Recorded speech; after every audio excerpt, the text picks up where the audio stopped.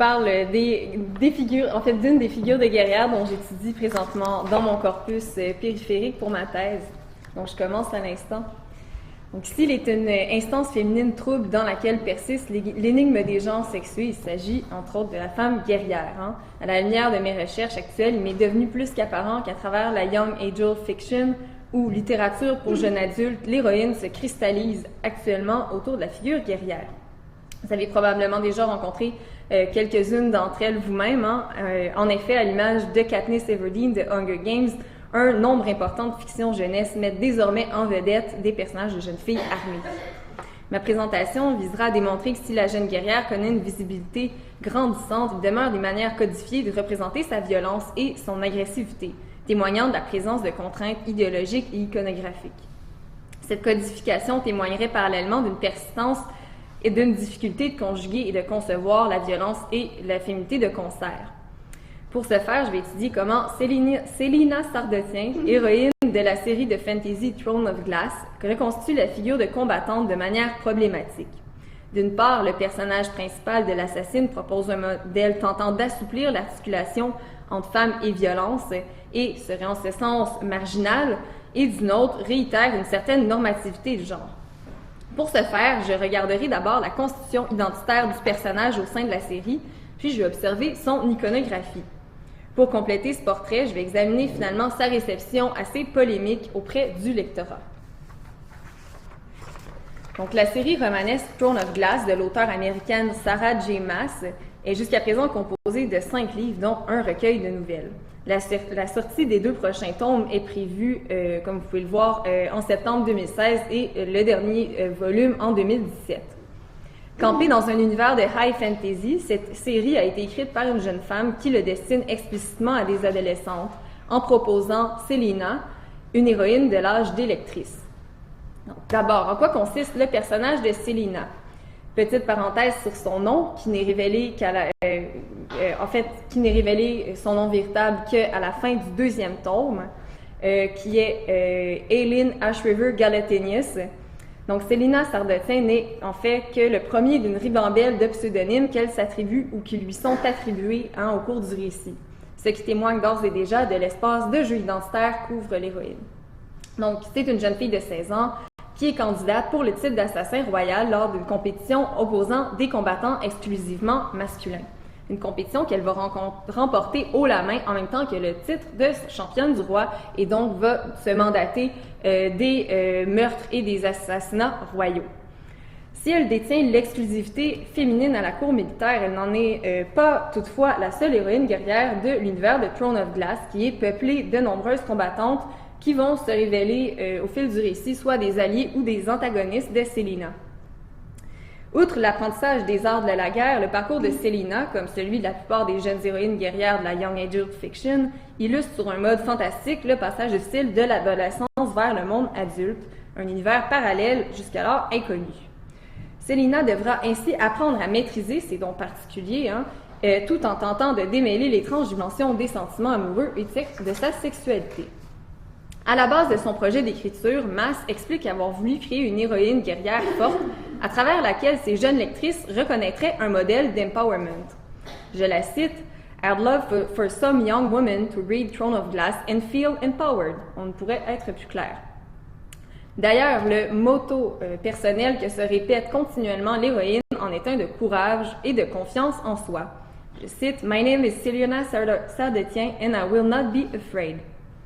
Donc, en constituant sa protagoniste, l'auteur explique s'être inspiré de divers personnages féminins et masculins de la culture populaire en les amalgamant librement. Si l'on se fie à l'armature de son projet, Célina se concevrait donc comme un personnage de sexe féminin à la fois actif, violent et affranchi des limites de genre. Mais qu'en est-il réellement? Avant de continuer, il me faut clarifier l'un des aspects les plus délicats qui réside dans la répartition entre le genre féminin et masculin au sein du personnage. Donc, savoir ce que l'on entend et retient comme acception de ces genres. Il me faut m'interroger sur la nature du régime idéologique dans lequel je me positionne afin de tracer la délimitation entre les genres et dans quel cas est-ce que je considérais qu'il y aurait une construction liminale chez Célina dans Throne of Glass. Étant donné ma volonté de m'écarter du terrain d'une pensée essentialiste, Tout en proposant une forme de grille d'analyse pour le personnage, j'abonderai donc dans la logique de la culture populaire et des stéréotypes qui y sont reconduits. Ce choix relève aussi d'une volonté de cohérence car il s'agit pour moi de comprendre comment son imaginaire populaire va reconstruire le genre à partir d'une forme de stéréotypie et comment je pourrais en observer l'influence sur l'audience. C'est pourquoi je traiterai d'une certaine tradition du féminin et du masculin, avec de gros guillemets, qui provient des imaginaires collectifs que j'examine. Pour cela, il me faut d'abord déterminer de quel canon découle cette conception binaire des genres en culture populaire. Donc, si l'on rejoint l'idée d'Hélène Cixous dans Le Rire de la Méduse, selon laquelle la féminité traditionnelle s'inscrirait dans un canon religieux associé au culte de la Vierge, la féminité exemplaire serait silencieuse, statique et discrète, douce et protectrice, et présenterait un maintien divin loin de toute forme d'action et de recherche de pouvoir. Suivant ce schéma de pensée, la masculinité serait ainsi à définir comme l'antithèse de cette compréhension du féminin, soit la prise de parole, la mobilité, l'exubérance et la nature offensive. Cette conception binaire du genre s'appuie sur une idéologie religieuse qui régit une distinction nette entre les sexes, dichotomie que vient perturber la représentation de la unruly woman, telle qu'entendue par Kathleen Rowe dans son ouvrage The Unruly Woman, Gender and the Genre of Laughter. Rowe explique que The Unruly Woman's Rebellion against her proper place not only invert the hierarchical distinctions that between male and female. When she rises above the male, she neither takes his place and becomes a man, nor quite remains a woman. Je tenterai maintenant de lire le personnage de Célina en parallèle avec cette femme ingouvernable telle que décrite par Rowe. Selon elle, la femme ingouvernable est cette figure qui perturbe l'image de la féminité stéréotypée, d'abord en déroutant les attentes à l'égard du féminin classique, en brisant le maintien divin dont il était question, maintien divin qu'elle se doit d'adopter. Jusqu'à présent, le personnage de Célina colle d'une certaine façon avec la conception de la Unruly Woman de Rowe. La jeune protagoniste parle fort et de manière très rude, cultive un humour cinglant et à la répartie très facile. Elle est aussi d'une extrême arrogance, très fière et orgueilleuse, ainsi qu'en témoigne sa citation la plus célèbre qui est, je cite, et je dis la plus célèbre parce que c'est celle qui revient toujours dans les images créées par les fans, donc c'est vraiment sa quote si on veut. My name is Célina Sardotian, but it makes no difference if my name is Célina or Liliana bitch, because I'd still beat you, no matter what you call me. En raison de son attitude irrévérencieuse, s'exprimant librement et de manière totalement assumée, Célina rejoindrait l'archétype de femme en tant que sujet tel que défini par Rowe. De manière globale, ce qui dérange et déstabilise chez la femme ingouvernable résiderait en sa cohabitation libre d'éléments des stéréotypes féminins et masculins, s'affranchissant ainsi de l'une des distinctions sacrées, qui est, selon nous, comme nous l'avons vu plus tôt, celle entre le féminin et le masculin. En ce qui concerne Throne of Glass, il est vrai que contrairement à plusieurs guerrières que nous avons observées au sein de la culture populaire dans nos recherches, Célina, quant à elle, tend à cultiver de nombreux traits considérés comme féminins, sauf que ceux-ci, et c'est là que le bas blesse, représentent à ses yeux une véritable faiblesse et une honte qu'elle s'efforce de masquer tout le long du récit. Par exemple, Célina cultive de forts penchants pour les beaux vêtements, la lingerie fine, le maquillage et les sentiments amoureux, ce qui sont deux des passions qu'elle assouvit de manière assez discrète dans son intimité, ce qui rejoint une certaine vision typée de la femme guerrière qui rejette son côté féminin. À ce propos, le caractère liminal que propose la Unruly Woman en tant qu'être de l'entre-deux serait selon nous généralement problématique au sein de la femme guerrière en raison de sa fragmentation entre les genres féminins et masculins qu'elle fait difficilement cohabiter. À mon sens, cet inconfort résiderait en sa nature guerrière même, car elle articulerait déjà en son sein son concept même, donc deux idées traditionnellement antithétiques qui sont la violence et le genre féminin. Comme le souligne Frances Hurley dans Athena's Daughters, la participation même d'une femme en tant qu'héros guerrier est dangereuse car elle placerait au service du patriarcat, de la violence et du sadisme la guerrière. Cette observation éclaircirait l'un des éléments constitutifs les plus problématiques de la femme violente, soit celui de la colère au féminin et de sa justification. En effet, comme le remarque Tania Modleski dans son texte Feminism Without Women, Culture and Criticism in a Post-Feminist Age, la rage et la colère féminine sont toujours les émotions les plus inacceptables dans les registres de représentation de la femme. Phénomène qui est, à mon avis, d'autant plus significatif au sein du personnage féminin dont la fonction primaire dans le récit est justement de se battre.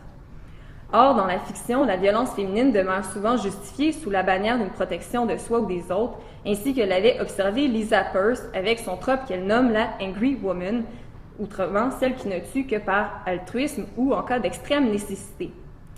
Toutefois, dans les récits, lorsqu'une colère fait surface de manière égoïste chez l'héroïne, s'enclenche alors une rage meurtrière perçue comme monstrueuse et par l'héroïne et par les autres personnages du récit, comme c'est le cas, par exemple, de Célina, lorsque son côté bestial la domine et qu'elle prend soudainement totalement goût à la tuerie, ainsi qu'en témoigne cette scène de combat relatée du point de vue de son amoureux d'alors qui s'appelle Keol. Donc, je vous cite. She was a whirlwind of steel and blood. He saw the lethal predator he'd expected to find in the mines. There was nothing human in her eyes, nothing remotely merciful. It froze his heart. She was soaring through them, delighting in the feral song that sung through her blood and bones.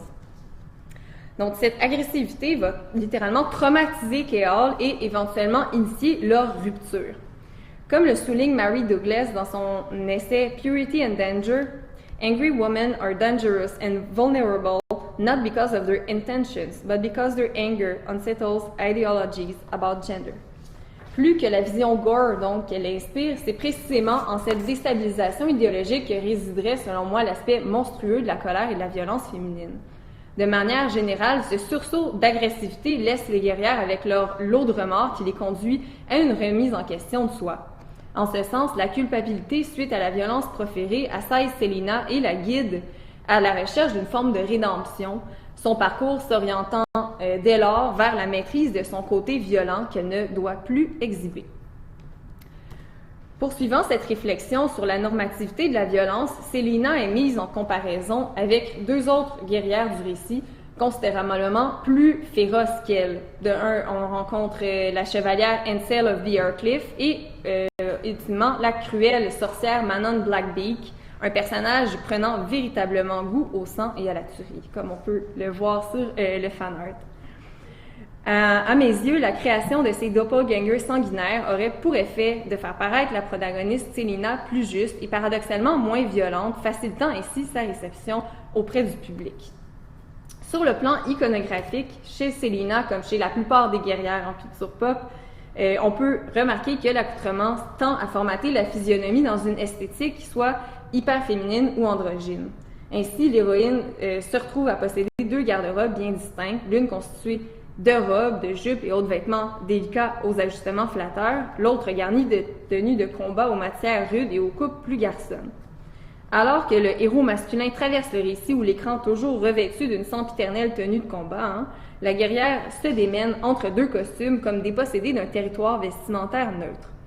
Dans Throne of Glass, du côté des événements mondains à la cour ou lors des missions spéciales, Célina donc projette l'image d'une jeune femme ingénue en revêtant des robes et un maquillage assez travaillés, tandis que du côté des assassins et des guerriers, c'est une apparence plus androgyne qu'elle adopte.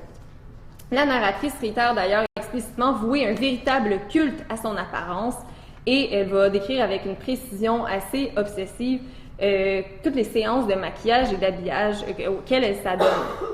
Les élaborations de ces mascarades nous sont donc longuement révélées et révèlent les efforts requis pour la mise en place de son image. Donc non seulement Célina va enfiler ses costumes, mais aussi elle va performer les rôles qui leur sont associés. Elle va adopter les attitudes qui sont associées à chacun des costumes qu'elle va enfiler. Les deux garde-robes genrées de Célina sont d'ailleurs, comme vous pouvez le voir à l'écran, représentées sur les pages couverture et les quatrièmes de couverture de chaque tome. Donc évidemment, on a toujours la tenue de combat à la page couverture et sur le back-cover, sur la quatrième de couverture, on a sa tenue plus féminine. Mais ce qui est intéressant, c'est de voir aussi, entre les deux, on a la même gestuelle, le même geste, la même arme qui est reprise. Donc, ce qui est intéressant, c'est de voir que ce qui repose sur les couvertures ne correspond pas avec ce qu'on retrouve à travers le récit, parce que, contrairement à ce que suggèrent les images, Célina ne va jamais combattre ou manier des armes en tenue vestimentaire plus féminine. Donc, elle est toujours armurée ou habillée avec son fameux ensemble qui a été créé justement pour elle. Maintenant, pour compléter son portrait, nous allons regarder un peu du côté de la réception, car comme le souligne Frances Hurley, si ce que nous voyons sur un écran ou sur papier compte, il importe également de considérer ce qui se passe dans la tête de celles et ceux regardant ou lisant le personnage de femme guerrière. Donc, la lectrice adolescente de Throne of Glass tend à s'approprier le personnage et à le remettre en scène à travers des figurations qui témoignent, elles aussi, du morcellement identitaire au sein de Célina. Celle-ci met en circulation deux rôles et deux iconographies distinctes, binarité qui est explorée par les fans qui choisissent d'explorer son côté plus tomboy ou girly, à travers leur création, comme vous pouvez voir présentement. Souvent, ces créations montrent cette binarité-là au sein d'une seule et même image, ce qui est assez intéressant. Si elle reconduit un schéma de pensée binaire et éculé, les jeux de rôle genrés qu'elle inspire sont non sans rappeler les théories de performance de genre de Judith Butler, le fait que ces replis par les fans peuvent ainsi explorer et déconstruire les identités sexuées qui deviennent carrément des costumes avec lesquels ils peuvent s'amuser. Pour revenir sur la conception de la Unruly Woman, selon Roy, en raison de sa reconfiguration des genres, celle-ci laisse rarement indifférent, car si elle se voit parfois s'attirer le mépris, elle n'en inspire pas moins l'admiration et même l'identification auprès des auditoires, parce que l'on reconnaît chez elle le pouvoir féminin. Sur ce point, il est pertinent d'observer les contrastes dans les discours des fans, quant à la construction identitaire du personnage de Célina, qui, malgré qu'elle demeure précaire, propose une certaine forme de liminalité.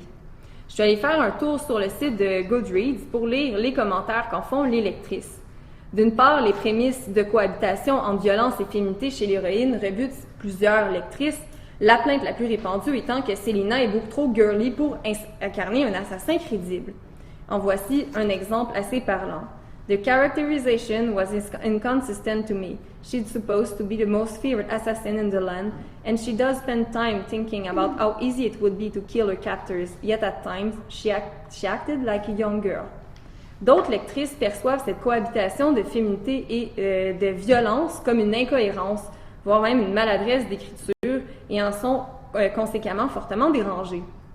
Je cite: Amidst all these competitions and training programs, the plot scattered into flirting banters, gate-crashing parties, and some girl-on-girl hating, as if the author wasn't quite sure whether she wanted her novel to be the story of a ruthless assassin or the romances of a princess wannabe. A contrario, d'un autre côté, d'autres perçoivent et reçoivent positivement cette cohabitation libre des genres qui est installée avec Célina. Par exemple, I did appreciate her for she was simultaneously flirtatious and feminine while maintaining the aura of kick-ass and deadly. D'autres vont même s'élever contre les commentaires négatifs concernant la reconstruction identitaire du personnage. Par exemple, I've read several reviews for this book, and the most common complaint is that Célina is too much of a girly girl to be a believable assassin. To that, I say nonsense. In fact, a love of clothes and a preoccupation with her appearance is consistent with being an assassin, in my opinion. Pour conclure, si le désir de l'auteur Sarah J. Maas était initialement de créer un personnage féminin affranchi des normes, force est de constater que Célina, sur les plans identitaires et représentatifs, ne demeure que partiellement marginale. Si elle initie une forme de transgression en proposant une héroïne voulant articuler violence et féminité, cette cohabitation demeure assez inconfortable et, comme nous l'avons vu, grince en plusieurs endroits.